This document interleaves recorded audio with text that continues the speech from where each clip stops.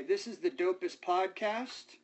It's your host, Quant Guy, the Money Ninja. Quant Guy, the Money Ninja, and Jay Swift right here. And we haven't, let's see, part of the reason for today and what we want to talk about now is the pure propaganda that's going on in the media associated to the 2016 election.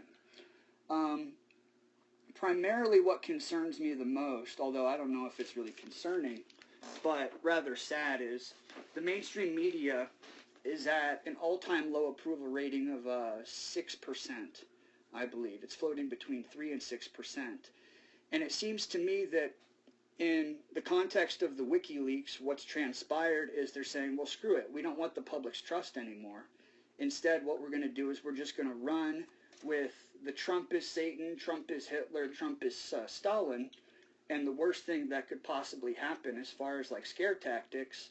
And the only option is Hillary Clinton, which the WikiLeaks, the recent Podesta emails and the WikiLeaks leaks have shown that MSN, New York Times, MSNBC, CNN, and a handful of others. Those are the big three, though. The New York Times, Wall Street Journal's actually in there. But specifically to name names that I remember is on the list of insiders for the closed-door meeting to sculpt the dialogue, or rather frame the Hillary Clinton campaign. Right off the top of my head is Anderson Cooper. Well, specifically on the list, I remember Rachel Maddow was one of them. And you know, I've seen her program a handful of times. Not that impressed, but it's, you know, at least that show tries to say, oh, well, we're unbiased.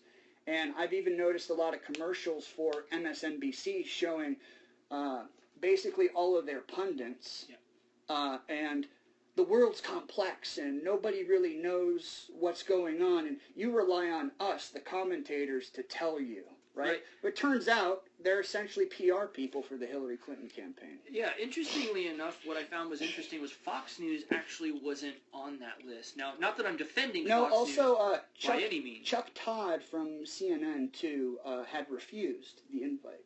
That's right. I remember. Hats off to him. Yeah. You know, not that he's not biased or whatever. There was a list of refusals, and I thought that was interesting because, you know, it's like, well, these are clearly the black sheep. You know, let's watch out for those guys. 2 people from the Huffington Post also refused, which, okay, hats off to them. Right. Although the fact that that is the litmus test today for what qualifies as unbiased news, the fact that they just refuse a behind-the-scenes... Yeah, they just refuse a behind-the-scenes... in some clandestine manner with some, you know, oligarchic campaign.